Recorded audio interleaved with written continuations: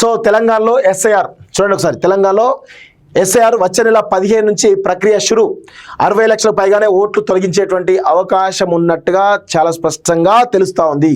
So ఇక్కడ చూడండి, దానికి సంబంధించి షెడ్యూల్ చాలా స్పష్టంగా గుర్తుపెట్టుకోండి.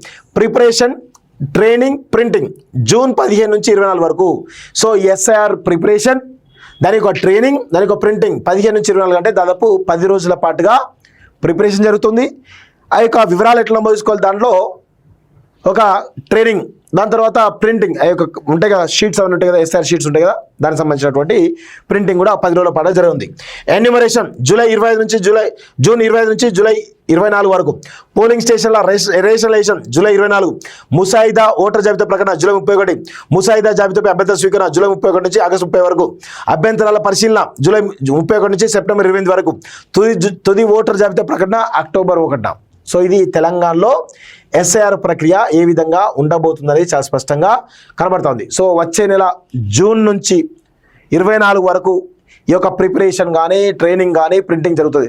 దాని తర్వాత జూన్ 25 నుంచి జూలై 24 వరకు అంటే ఒక నెల పాటుగా ఎన్యూమరేషన్ జరగబోతుంది.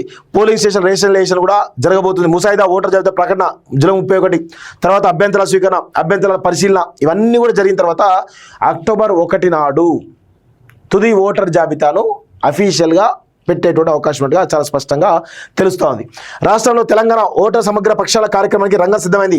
తెలంగాణలో స్పెషల్ ఇంటెన్సివ్ రివిజన్ తేదీలను కేంద్ర ఎన్నికల సంఘం ప్రకటించింది. ఇందుకు సంబంధించినటువంటి షెడ్యూల్ విడుదల చేసింది.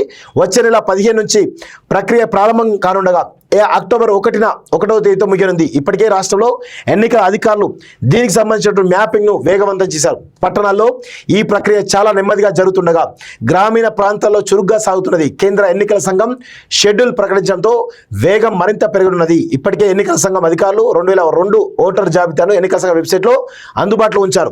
సో రాష్ట్రంలో 3,39,00,000 ఓటర్లట. చూడండి, రాష్ట్రంలో ఇప్పటివరకు 3,39,00,000 మంది ఓటర్లు ఉన్నట్లు కేంద్ర ఎన్నికల సంఘం ప్రకటించింది. 2002 ఓటర్ జాబితాను ప్రామాణికంగా తీసుకొని దేశవ్యాప్తంగా ఎస్ఆర్ను చేపట్టింది. ఓటర్ జాబితాలో చనిపోయిన వారి పేర్లు ఉండడం, ఒక్కరికి 2-3 ఓటు హక్కు ఉండడంతో వాటిని ఎస్ఐఆర్ ద్వారా ప్రక్షాళన చేయనున్నారు. మరోవైపు మన దేశ పౌరులకు మాత్రమే ఓటు హక్కు ఉండాలి, ఇతర దేశస్తులకు ఓటు హక్కు ఉండకూడదు. దీనికోసం కేంద్ర ఎన్నికల సంఘం 12 రకాల డాక్యుమెంట్లు ఉన్న వారిని, వారి పూర్వీకులు అమ్మ నాన్న తాత నానమ్మ అమ్మమ్మలు భారతీయులు అయితే వారి పేర్లు 2002 ఓటర్ జాబితాలో ఓటు హక్కు ఉంటే ఎలాంటి సమస్య ఉండదు. 2002 జాబితాలో తమ పేర్లు కానీ తమ కుటుంబ సభ్యుల పేర్లు కానీ లేకుంటే వారిని భారతీయులుగా గుర్తించేటువంటి 12 రకాల డాక్యుమెంట్లు ఏదో ఒక దానిని చూపించాల్సి ఉంటుంది. లేదంటే ఓటర్ జాబితా నుంచి ఆ వ్యక్తి పేరు తీసేస్తారు. అదే సమయంలో డబుల్ ఓట్లు సైతం తీసేస్తారట. దాదాపు 60 లక్షల ఓట్లు ఈరోజు తొలగించేటువంటి అవకాశం ఉన్నట్టుగా చాలా స్పష్టంగా తెలుస్తూ ఉంది.